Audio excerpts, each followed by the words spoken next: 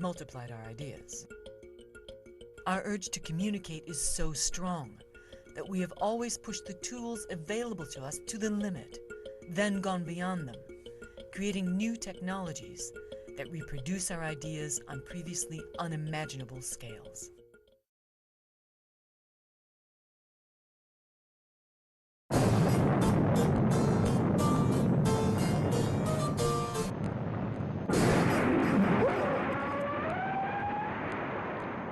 In 1957, the USSR launched Sputnik. In response, the American government authorized massive blue sky spending on science and technology, overseen by a new Advanced Research Projects Agency.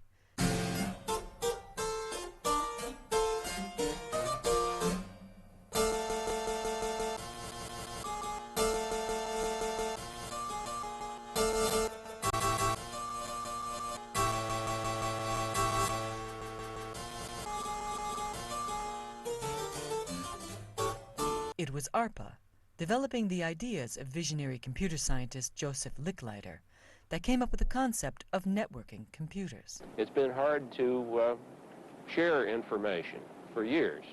The printing press, of course, was the great step into sharing information, and we have been needing for a long time some better way to distribute information than to carry it about. The print on paper form is embarrassing because in order to distribute it, you've got to move the paper around, and lots of paper gets to be bulky and heavy and expensive to move about. The ARPANET was designed to allow scientists to share computer resources in order to improve innovation. To make this vision work, ARPANET had to allow each machine on the network to reproduce and relay the information sent by any other. A network in which peers shared resources equally was part of a massive shift from the corporate and commercial communication systems of the past, in which messages radiated from a central point or down through a hierarchy. There was no center, and no machine was more important than another. Anyone could join the network, provided they agreed to abide by the rules or protocols on which it operated. Ever since really the 60s onwards, packet switched networks are the predominant style of communications used today. Increasingly so in both voice and data. The Western world was transforming itself from the rigid production systems of Fordism to fluid work, lean production, and just-in-time delivery. It's a wonderful age on a beautiful stage demonstrated for you, been created for you. It's just a part of the thrilling start of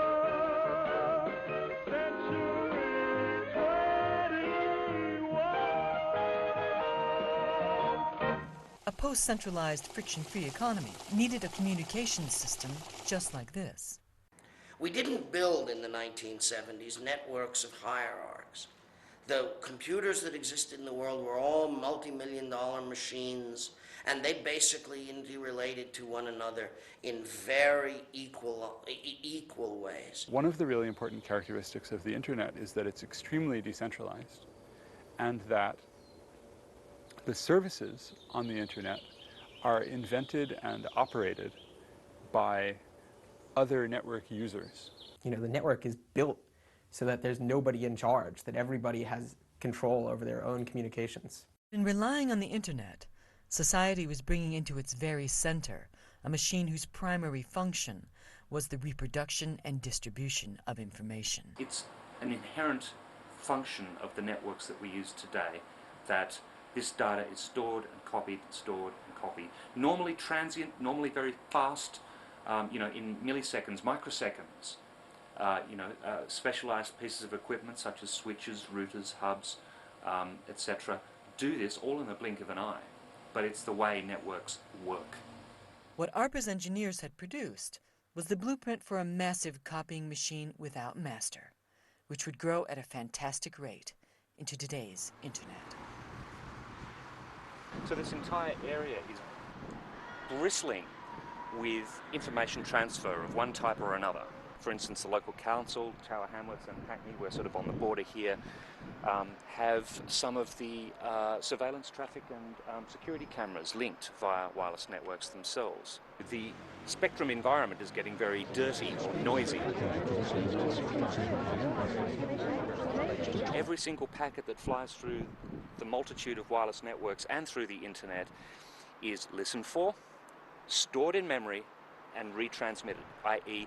it's copied from one what's called network segment to the next. Now, our media environment now, our media ecosphere now is so broad, so large, that you cannot contain information very easily anymore. You cannot stop or censor information or stop the transmission once it's out there. It's like water through your hands. It's like trying to stop a dam from bursting. I would say right now we are likely in range of wireless microwave radio transmissions that are most likely breaching some sort of copyright law right at this moment.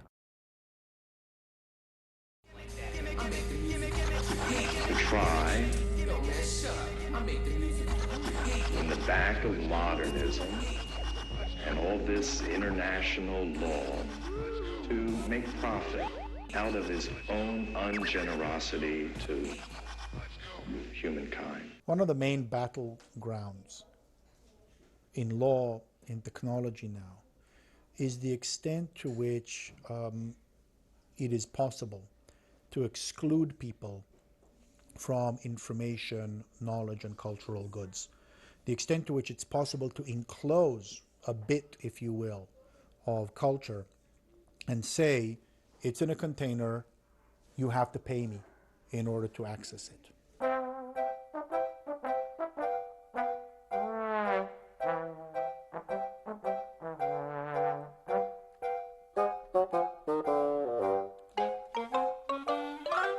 You can make something property if you can build a fence for it. You can enclose something if you can build a wall around it. In the American West, the rangeland was free and all could graze it because it was too expensive to fence it. Barbed wire changed that and you could turn it into property. Culture came in these boxes. Control came naturally as part of the process of the existence of the medium itself. There's a thing, a book, a record, a film, that you can hold on to and not give somebody else, or you can give it to them. And the whole payment system was built around, do I give you this unit of information or don't I give it to you? And that was how the whole model of copyright was built from the book on up.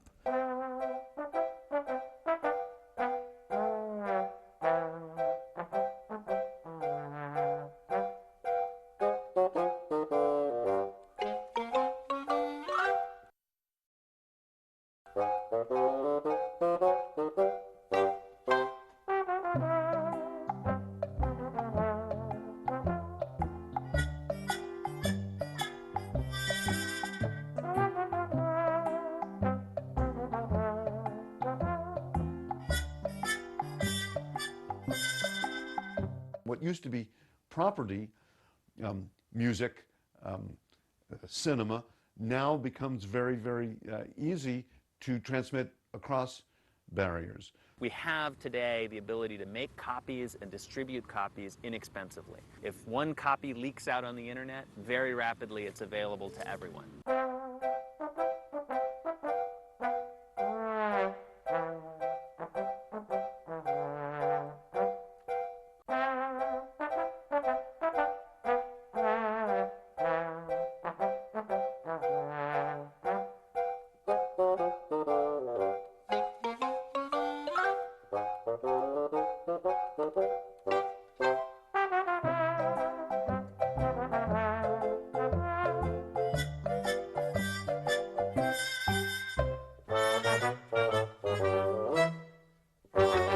One can always try to create artificial boundaries, technological boundaries, which prevent us from sharing files, prevent us from sharing music, etc.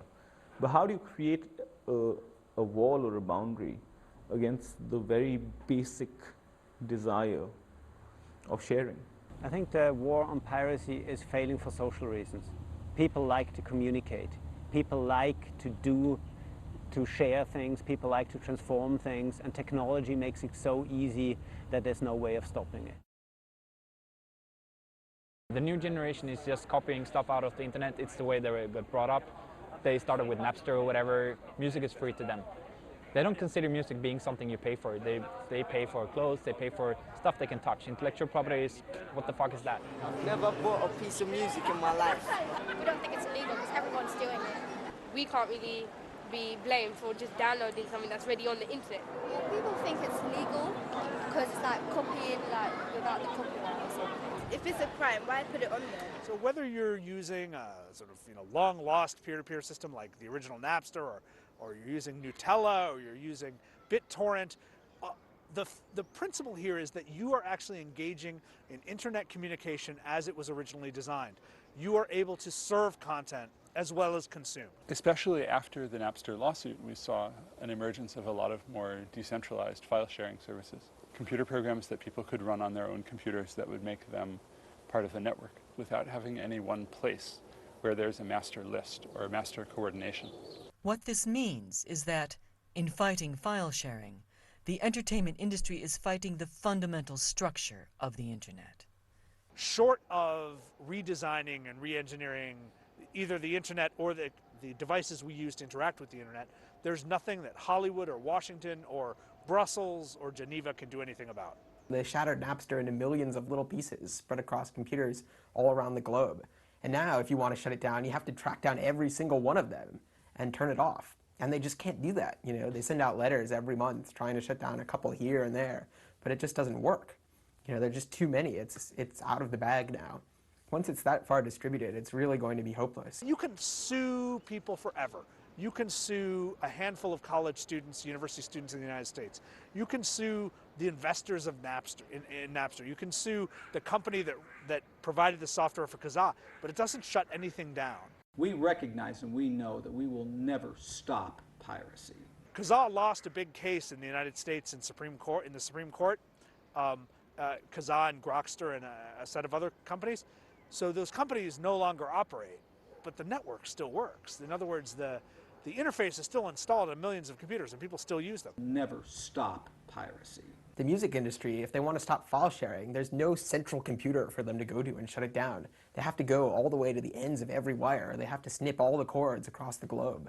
So when the Pirate Bay got shut down last year and during the raid, Amsterdam Information Exchange, AMSIX, reported that 35% of all the European internet traffic just vanished in a couple of hours. The files have been shared. There's no way back. It's not about shutting down BitTorrent. It would be about confiscating everyone's hard drives. The files are out there. They have been downloaded. They're down. There's no up anymore. They're all down. Never, never, never. There's nobody you can go to and say, shut down the file sharing. The internet's just not built that way. We're surrounded by images.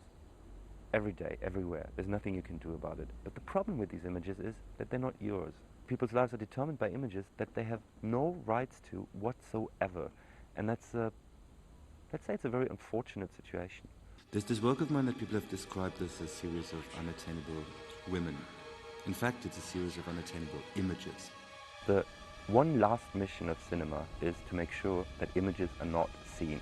That's why we have DRM, copy protection, rights management, region coding, all that stuff. But if an image is seen, then it tells you one thing. It's not your image, it's their image. You'll never have me. It's none of your business. Don't copy it, don't modify it, just forget about it. You can't just say, hey, it's just the movies. It is reality. It's a very specific reality of properties. Radio, television, newspapers, film. At the heart of all of them, there is a very clear distinction between the producer and the consumer.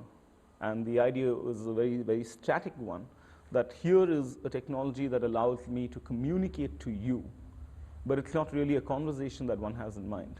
It used to be if you had a radio station or television station or a printing press, you could broadcast your views to a very large number of people at quite a bit of expense, and a fairly small percentage of the population was able to do that. The materials were produced by some set of professional commercial producers who then controlled the experience and located individuals at the passive receiving end of the cultural conversation. I'm John Wayne. We believe in many things, but I'm John Wayne. If you wanted to change the way the television broadcast network works, good luck. You're going to have to get the majority of the shareholders to agree with you, or you're going to have to replace some very expensive equipment. In the world of that universe where you needed to get distribution, there were gatekeepers that stood in your way. I know that there's gatekeepers out there at every level, by the way. Certainly production, funding, exhibition, you know, they can get fucked as far as I'm concerned. You would need to satisfy the lawyer for the network or the lawyer for the television station or radio station that what you've done is legal and cleared and permissions have been obtained and probably insurance has been obtained before you could get into the channels of mass media communication. The number of people who could actively speak was relatively small, and they were organized around one of the only two models we had in the industrial period to collect enough physical capital necessary to communicate, either the state or the market, usually based on advertising. This is the question that faces us today. If the battle against sharing is already lost, and media is no longer a commodity, how will society change? Those whose permission was required are resisting this transition, because control is a good thing to get if you can get it. The control that used to reside in the very making of the artifacts is up for grabs. Should we expect changes as massive as those of the printing press? There's plenty of people who are watching you know, the worst kind of soap opera right now, you know, over the planet, you know, and I can't save them, you know, as hard as I've tried, I can't save them. But do we need saving? Will there still be a mass-produced and mass-oriented media from which to save us? Music didn't begin with the phonograph, and it won't end with the peer-to-peer network. Chipmunk, Circular, Fucky, Ice Kid, Little D, SPB, we up K, we up Suits all day long, it's nothing, we up Just, we up Cats, everyone. Alright, listen. And I couldn't give a shit if you're older. This younger's way older. Give it 10 years, then I'ma be known as a veteran older. I swear down for staying colder. So don't try and tell me you're older. You could be older, I'll be more music. Mixtape promos, everything's out there. So don't try and tell me I don't do this. The panic of the movie industry and the music industry is that people could actually start to produce, and that file-sharing networks, file-sharing technology enables them to produce stuff.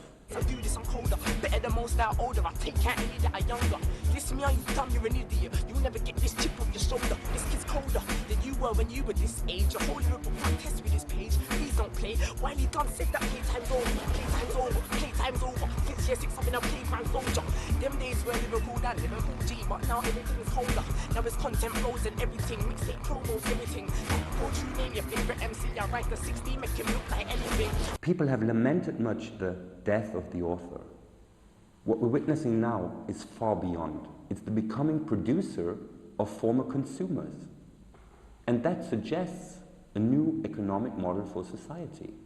Why? Because I'm going on show. I move fast, we never win on show.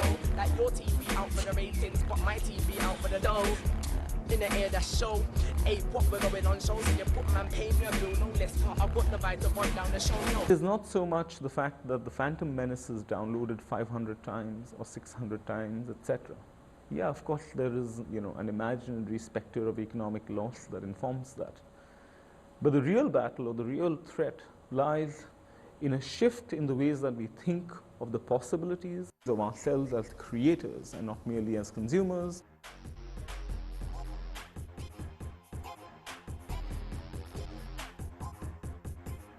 It's like a whole network.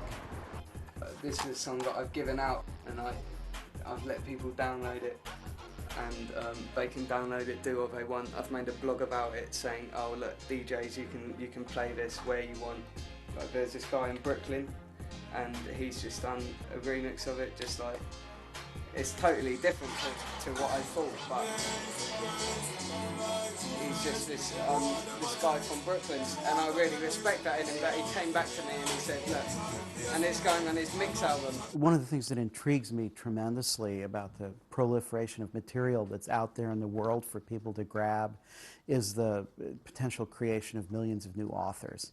Thanks to the internet, thanks to digital technologies, the gatekeepers have really been removed. People can take more of their cultural environment, make it their own, use it as found materials to put together their own expressions, do their own research, create their own communications, create their own communities when they need collaboration with others. Rather than relying on a limited set of existing institutions or on a set of materials that they're not allowed to use without going and asking, please, may I use this? Please, may I create? Basically, in terms of samples, not many people go out of their way to clear samples. Then right about now, like, I've got the things on the fruity slicer, like it's on different keys, so it's just different parts of the sample. Like it's just some Turkish tune I don't even know who's by. Like it's just some random sample.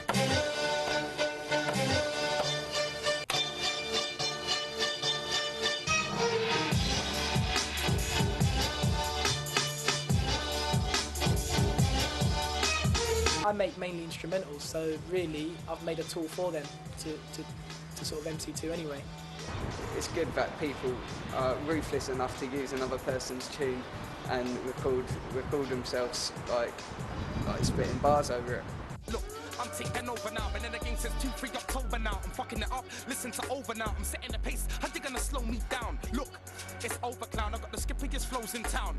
Plus, you niggas can't fuck with my wordplay. I switch it back, DJ, bring it back, why? Sometimes you get the big artists freestyle on your stuff and you just sort of put it out there on their CDs and you don't even know about it. We live in this world in which absolute abundance of information is an everyday fact for a lot of us. And this means we have a certain attitude towards the idea of information as property. It's like you've heard. Sharing it is in our blood.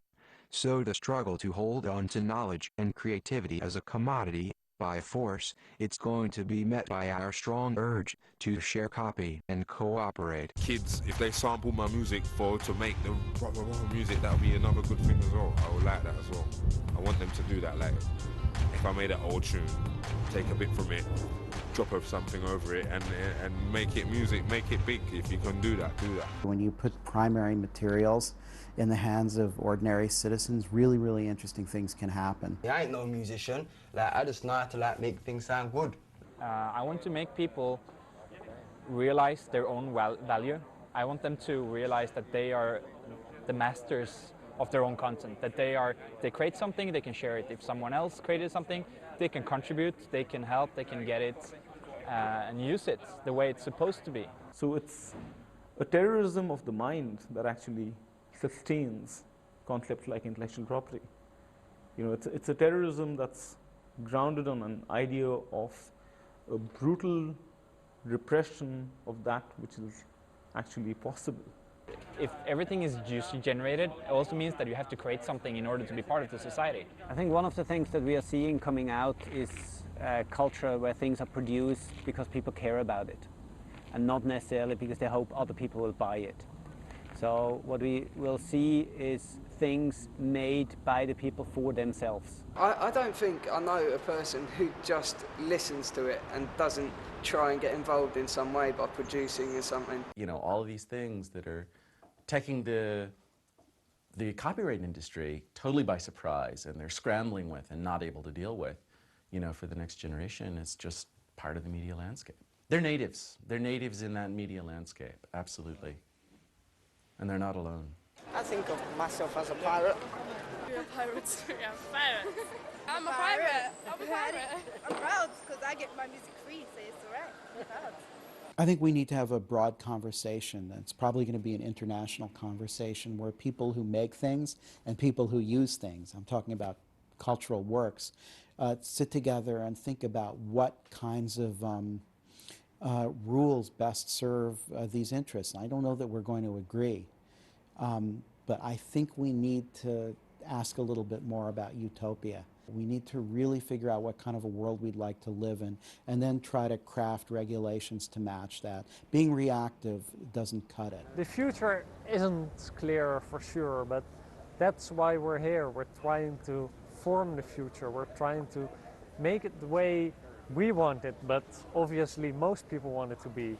And that's why we're doing this. Let's build a world that we're actually going to be proud of, not just a profitable world for a few very large media companies. Making money is not the point with culture or media. Making something is the point with media. And I don't think that people will stop making music, stop making movies, stop taking cool photographs, whatever. Although it's difficult to believe it now, we can do without the entertainment industries. We'll find new ways to get the stuff we want made. We want a world in which we can share, work together, and find new ways to support each other while we're doing it. This is the world we're trying to bring into being. A force like this, a power like this, zillions of people connected, sharing data, sharing their work, sharing the work of others. This situation is unprecedented in human history, and it is a force that will not be stopped. People always ask us, who are the League of Noble Peers?